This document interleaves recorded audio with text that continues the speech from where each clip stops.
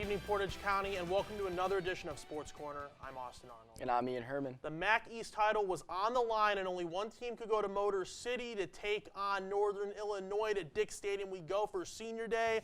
Dustin Crum leading the charge for this team, as it was a memorable Senior Day for the Golden Flashes. Early on in this game, Dustin Crum would find his man Dante Cephas for a 17-yard touchdown early in the first quarter to put it 7-3 Kent State, but Brett Gabbert would respond. The brother of Blaine Gabbert finds Jack Sorensen for a 19-yard touchdown, 13-7 Red Hawks at that point in time early in the game. But Xavier Williams, he had a day, and I mean a day amongst days. A 79-yard touchdown for the Golden Flashes running back puts this game at 24-16 Golden Flashes. And when I say big day, he had an amazing day. He had a 50-yard touchdown right here. He had 129 yards off 2 touchdown runs combined. 31-23 Kent State at this moment in time, but Brett Gabbert and the Red Hawks would respond. He steps up in the pocket and he finds Kenny Tracy for a 49-yard touchdown down the sideline. 34-31 Golden Flashes, so the Red Hawks cut that lead to 3. But then Crum finds Keyshawn Abrams, and this is 70 yards to the house. Golden Flashes football was at an all-time high, scoring at a huge offensive clip all day long on Saturday. But the Red Hawks would get this to a tied game and send it to overtime with a 50-yard field goal by Graham Nicholson, 41-41. We go to overtime. Dustin Crum has a 1-yard QB keeper for a touchdown, makes it 48-41. The Red Hawks would score on one play, but Montre Miller says no to the 2-point conversion. The Flashes are going to Detroit 48-47. Here's Coach Lewis after the game. How about them Flashes? How about that resolve? How about finding a way to score one more point than them from the first play to the last play? It's a heck of a job by the guys showing some real grit, real resolve, what they've shown all year long. I mean, just a tremendous group of young men with really, really high character. And we talked about it on Thursday, that the character of all those seniors and the guys who have been here since day one need to show up. And if that resolve, that fight, and the character of our team, came to play the way that they did, we got a chance. Next Saturday, I'm going to be in Detroit. Hope to see y'all there. 5 years here and to be able to finally bring a MAC East title home and go to the MAC championship with our guys is something, honestly, like I said, it's hard to put in words, but I couldn't be happier to be able to do it with the guys I did it with. It's huge. I mean, it hasn't happened in 50 years, 1972. So if we could get that done and bring that back to Kent, it would just be a dream come true. The whole team, the senior night, everything that came from 2018, from when the new coaches came in to the offensive line, the whole offense, the coaches, just everybody. And I just kept my head down, kept pushing and kept working. And, hey, Alpha's improved and performed today. I can't even. I don't even know how to explain how I feel right now. I get back to y'all next week.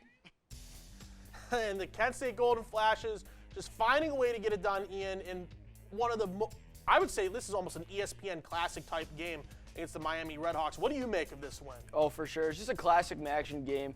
Almost 100-point score. That's what you can expect most of the time. But this running game continues to lead this team throughout this season. I've said it before. They have Dustin Crum, but this running attack just has been getting it done all year, and it continues. And they're going to the MAC championship, take on Northern Illinois again. Hopefully they can beat them for the second time this season, bring home that MAC championship. Yeah, and Northern Illinois, they're gonna have a fire lit under them after losing to Kent State earlier in the year at Dick Stadium. It was a 52-47 game.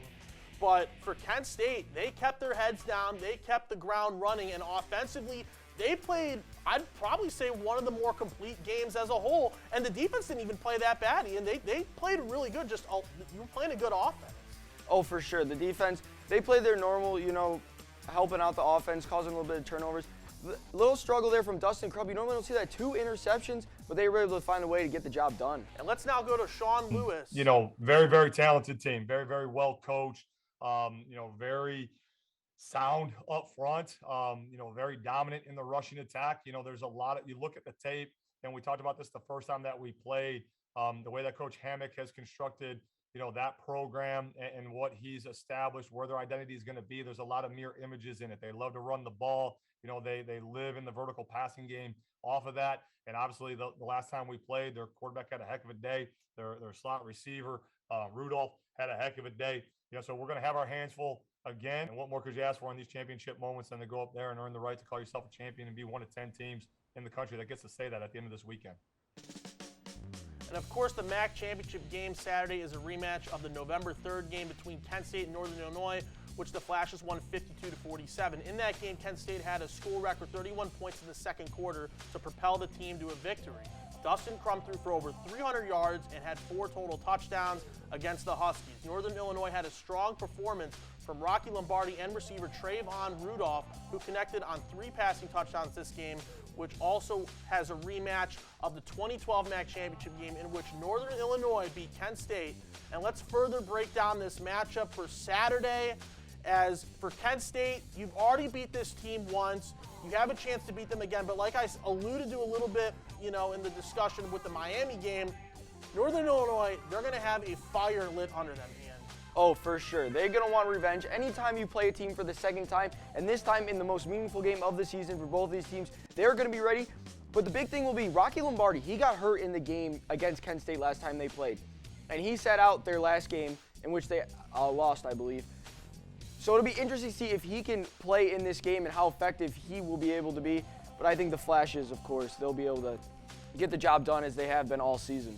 Yeah, as you see Dustin Crum just running all over that Northern Illinois defense, who was pretty good when both of these teams played. But it's going to be that Lombardi to Rudolph connection that could propel the Huskies a second time around. But with Kent State making great defensive moves and with Coach Cox finding a way to better this defense, I have this being a high-scoring game. Don't get me wrong, 58-55, but Kent State, they will find a way to overcome adversity, get this done. They'll be the MAC champions come Saturday evening. I think it will also be high-scoring, but not as high-scoring. I think it'll be 48-42 in favor of the Flashes. And the rematch with Northern Illinois, these last time these two teams played, it was a shootout, and Rocky Lombardi threw all over the Flashes, as we mentioned. He is coming off an injury. I predicted my score as if he was going to play, but if he does not, I think Kent State could be in for a huge win, but it does not matter because the Flashes have the best quarterback in Dustin Crum and a great running attack led by Xavier Williams that will win this game. And it's not hard to get carried away with MAC football championship talk, but when we return, we'll take a look around the league or around Kent State basketball and how they started their season.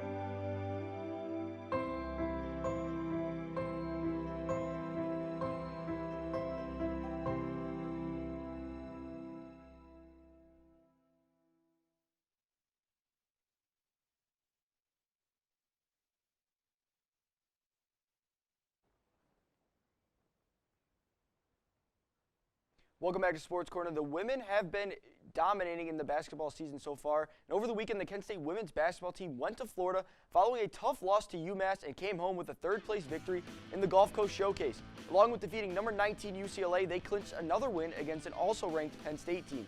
6 Kent State players scored at least 9 points in their victory over Penn State alone. Senior Lindsey Thal became the 23rd member of Kent State's 1,000-point club on a free throw late in the third quarter, along with junior Nyla Blackford registering double-doubles in the victory. The ladies will be back in action on Friday against St. Bonaventure in New York.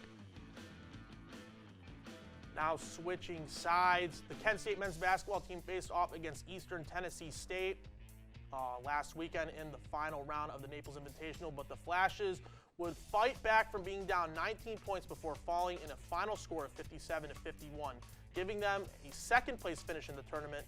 And a notable performance from the Flashes was from Sincere Carey, who put up 21, 9, and 4, along with 2 steals.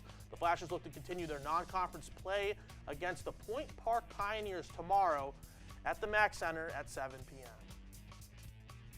And let's now get to some high school football scores from the state semifinals games, the Final Four games from this past week. St. Ed's, they had a close game against Upper Arlington, but squeaked that one out 16-10. Archbishop Hoban had a close game with Avon like that. Those games have always been close.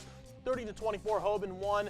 And then Chardon demolishing another team again in West Holmes, who had a great year, 41-7. Chardon will go to their second state title game in 2 years. Let's go ahead and take a look at who these teams will be playing in these state title games. St. Ed's will play Springfield. Springfield is 13-1 on the year. St. Ed's, they beat Medina and some very notable names along the way. Archbishop Hoban, they will play Winton Woods, and Chardon will play Hamilton Baden for the D3 title game. Hi, Portage County. I'm Liv Sharp, your high school football expert, and for the last 12 weeks, I've been traveling throughout the state of Ohio covering high school football, all leading up to this week, the state championships, and I have some insight into the matchups. Liv, let's take a look at the only undefeated matchup up in this slate right now. That is Chardon versus Hamilton Baden. What's this matchup going to look like? Baden's playoff journey has been paved with ridiculous wins, several shutouts, and out of 5 games, the defense only allowed 19 points. So it'll be interesting to see how they match up against the high-scoring Chardon offense. If Baden's defense can keep the Hilltoppers from scoring like they consistently have, then they can easily win by scoring against Chardon's Achilles heel, their defense. And looking at arguably the best game, St. Edward and Springfield, both coming off difficult games, how will this battle of the Titans play out? Both teams are coming in with the same record of 14-1 after being served a loss during the regular season. Springfield to Miamisburg and St. Ed's to Archbishop Moeller, who beat Springfield in playoffs 2 weeks ago. If we want to score this game according to the transitive property, then Springfield has this. Sadly, it's not as easy as that, and Springfield is in for a fight against St. Ed's QB Christian Ramos and his insane throwing ability. In the St. Ed's versus Medina game, he threw for 172 yards, and I'm sure he'll be pulling out all the stops to win this week.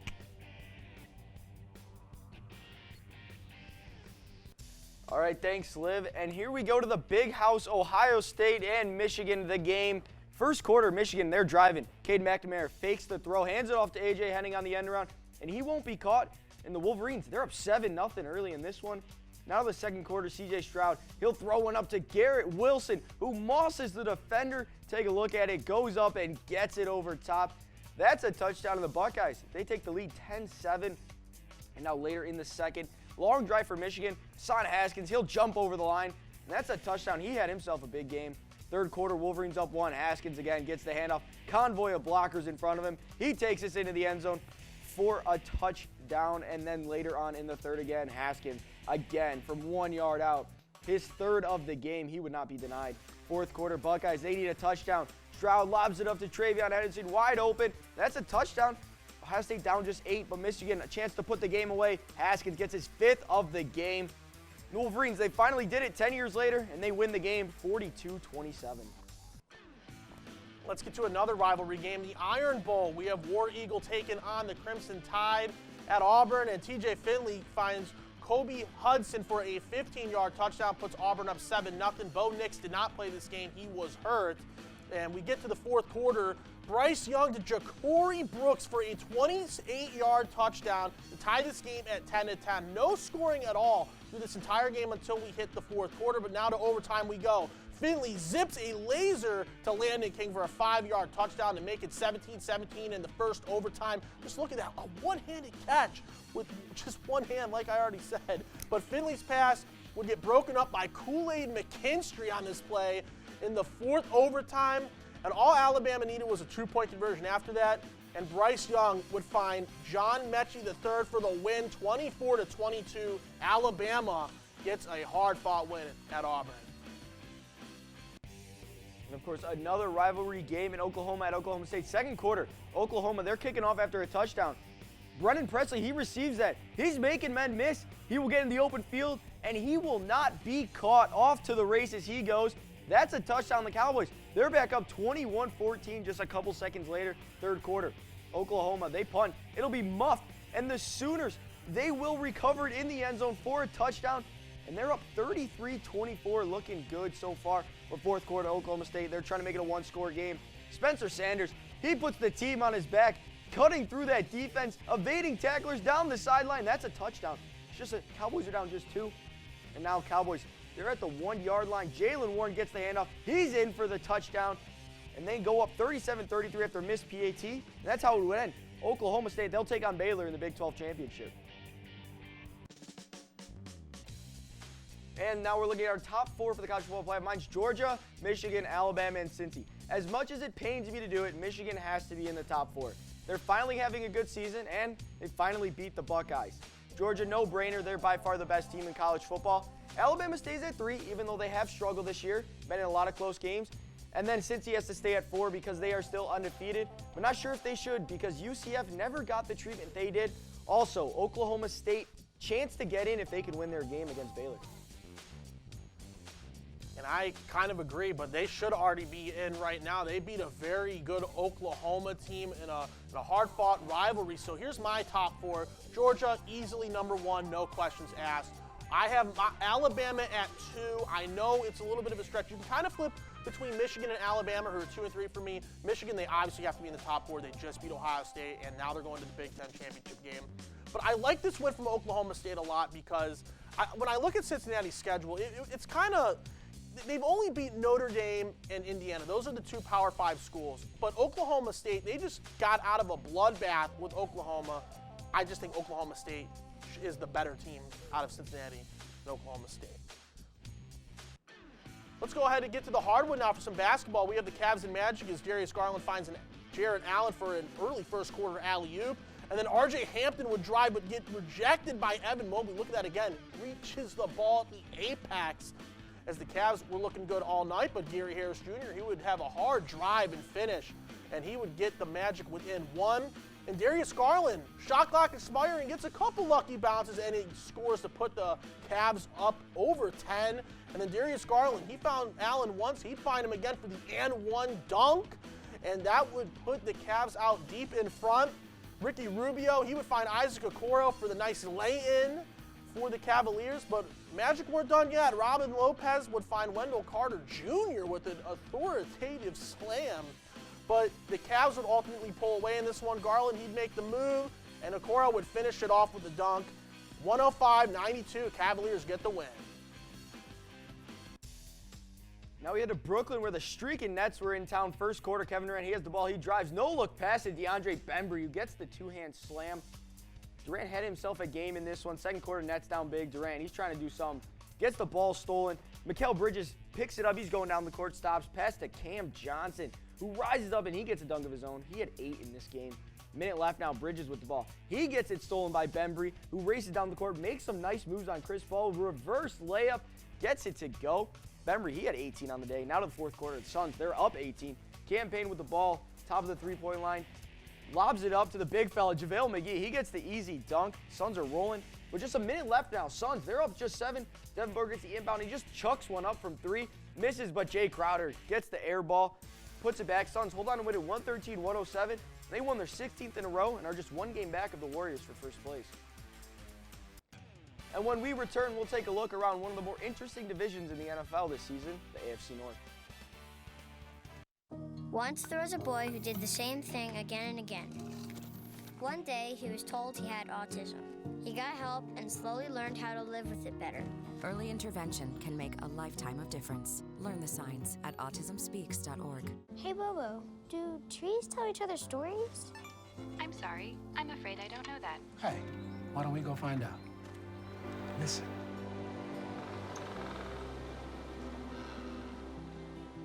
AFC North football on Sunday night, prime time. Let's get to the highlight, shall we? To M&T Bank Stadium we go. Lamar Jackson has not lost to the Browns since becoming the starter of the Ravens. And let's go ahead and get to the game, shall we? Lamar Jackson, he's going to roll right. And this is just a ridiculous pass. He throws a deep bomb. But what's more impressive, the pass or the catch? Because Mark Andrews catches that 39-yard pass. And then Lamar, this is a 13-yard touchdown. But he traveled about 30 yards back as Mark Andrews comes up with that ball, 13-3 Ravens. But Baker Mayfield and the Browns would respond to David Njoku for a 20-yard touchdown. Catch or no catch, it was ultimately a catch. Indisputable evidence could not overturn the incompletion or what could have been. Lamar, he had a tough night, albeit with that 1 touchdown. John Johnson gets the interception. Lamar had 4 interceptions on the night. But at the end of the game, Baker finds David Njoku, and Tyus Bowser, who's having a Pro Bowler type year. He gets the 4th down stop. Ravens win 16-10. We head out to the other AFC North matchup. Steelers at the Bengals. We'll pick it up first quarter. Joe Burrow, he'll take the snap. He'll roll to his left, and he's got an open lane, and he will take it himself, dives in, and he's in for the touchdown. Bengals, they go up 7-0 early on. And now Steelers, they're on offense. Big Ben, he has the ball. He'll step up in the pocket. He'll throw. No, he'll underthrow Chase Claypool. Eli Apple will get the pick. He's looking to score. Down the sideline he goes. He cuts back in, and he'll get all the way down to the Steeler 5. Great field position for the Bengals. But we'll go to the second quarter now. Bengals up 10-3. Burrow, he'll take the snap. He'll look, and he'll throw deep to the end zone to T. Higgins, who gets a moss of his own. That's a touchdown. And the Bengals are looking good, up 17-3. Now 30 seconds to go in the half. Roethlisberger with another terrible underthrow. And the former Steeler Mike Hilton picks it off. That's a pick six. And the Bengals, they're 31-3 at half. And they would not look back. The Bengals, they rout the Steelers. They win it 41-10. And they get a season sweep for the first time since 2009. Happy Thanksgiving. Let's take it to Dallas for Raiders and Cowboys. 38.5 million people watching this game. And Deshaun Jackson, the Cowboys killer, for 56 yards from Derek Carr. 7-0 early first quarter for the Raiders. And they came out with a purpose this game. Josh Jacobs would get the 1-yard touchdown here late in the first quarter. 14-6 Raiders at this moment in time. And the scoring wouldn't stop. Marcus Mariota, the other Raiders quarterback, for a 3-yard touchdown. Makes it 24-13 Raiders mid-third quarter. But this is the very next play.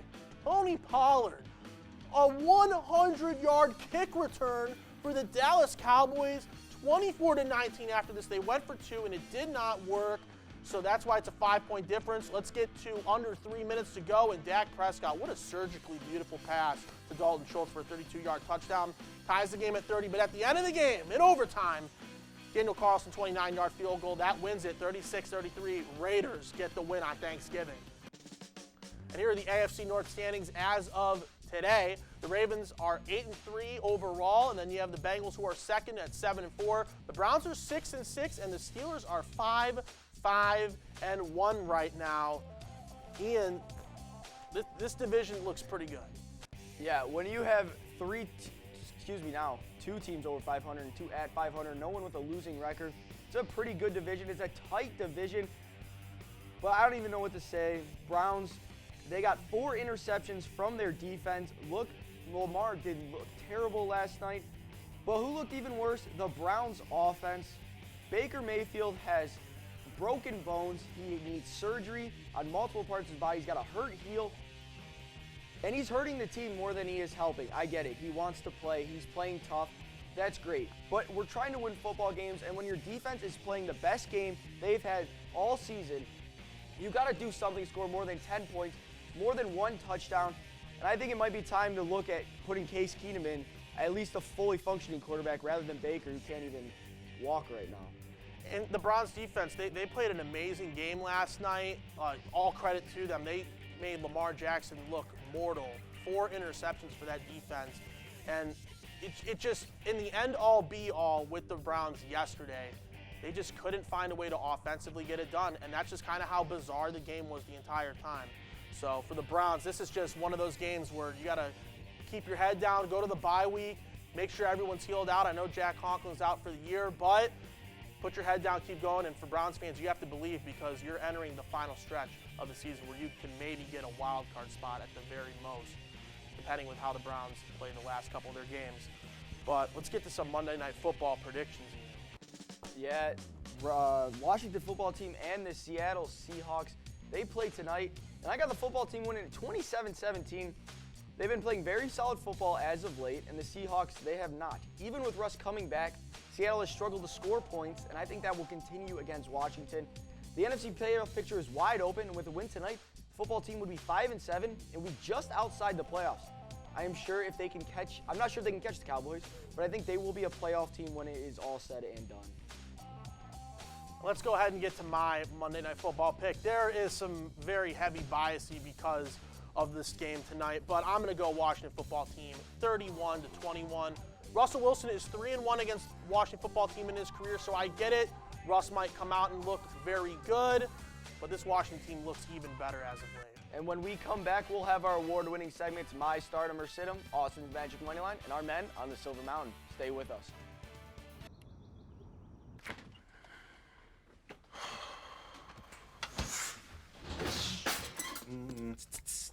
Welcome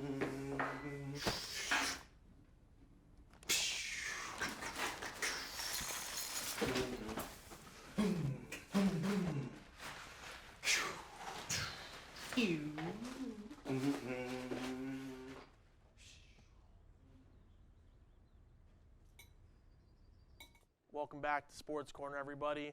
Let's just get to the Magic money line. It has just been terrible.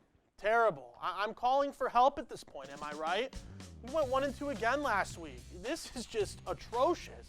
Please fade me at all costs. But here are my picks for this week. Ride with them or ride against me. I don't really care at this point. I have the Warriors plus 115 over the Suns tonight. I think the Warriors, they're the best team in the league. I think they beat the Suns. Then let's get to the NHL. This is basically a pick in between the Blues and the Lightning. I'm going to go ahead and take the Lightning, the two-time defending champs. And then I love the Miami Dolphins right now. They play the Giants, who got a win against the Eagles. Call it what you want. But the Dolphins are looking very good right now. Take that minus 155 and run with it. I think the Dolphins get that win. Those are my picks for this week. And my stardom sit-em went 1 for 2 again. Elijah Moore had a subpar day, and Emmanuel Sanders did nothing as I thought. I say start Mike Evans this week. He had a down week this past week, but that was because Leonard Fournette dominated, scoring almost all of their touchdowns. He always seemed to be productive against the Falcons, so keep him in your lineup. And sit David Montgomery. Ever since he has come back from injury, he has not been able to get over 10 fantasy points. On top of his struggles, the Bears are just not a good team right now either. Look to stay away from him. And my man on the Silver Mountain, or should I say men, is the Cleveland Browns defense. In my opinion, was the best games the Browns defense has played all year. The offense could not muster together more than 10 points. The defense hounded Lamar all night and forced 4 interceptions. Quarterback has never won a game throwing 4 or more picks since 2015, and the Browns offense allowed the Ravens to do just that. They were also able to get 2 sacks in the process. Hopefully defense can continue to show up every week from now on as well. And X is going to give it to you, and that's what Xavier Williams did on Saturday against the Miami Redhawks. Williams had 13 carries for 168 yards and 2 very long touchdowns for 79 and 50 yards. On his senior day, that's a performance players dream about when it's their final time playing in front of a hometown crowd. And for a player who always seems to be the third down back for this team, he consistently shows up for his team when the stage is the biggest and the brightest. Congratulations to Xavier Williams and the entire Golden Flashes senior class on a hard-fought win on their senior day. But that is all the time we have for now. You know, I got to get back and watch this Monday Night Football game. I'm very excited. How was your Thanksgiving game? Mine was pretty good, you know. Had some turkey. Did you have turkey? I had turkey. I had a lot of turkey and a lot of ham. But from everyone here at Sports Corner and TV2, we hope you had a great Thanksgiving. From Austin Arnold and Ian Herrmann. See you guys next week for one final time.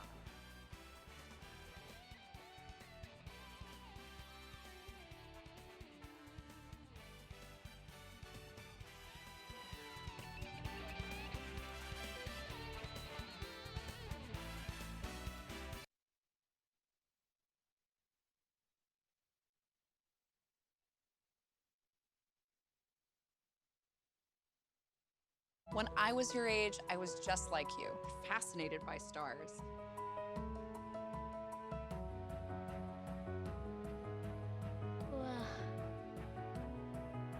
But now I get to search for life in the universe. And who knows, maybe life is looking for us too. So we're like aliens to them? Yeah. Does anyone want to be a scientist now? I do. Awesome. We need more girls in STEM. Maybe we can find aliens.